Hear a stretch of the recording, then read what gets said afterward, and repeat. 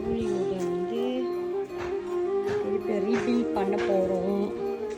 இதெல்லாம் பழைய சிக்கன் கூப் வந்து இதெல்லாம் பழசு சிக்கன். இது பழைய இது தனியாக அரைச்சி வச்சுருக்காங்க. நாட்டுக்கோழி. ஸோ இந்த இடத்துல வந்து இப்போ நாங்கள் வந்து ஃபுல்லாக கட்ட போகிறோம். வீடு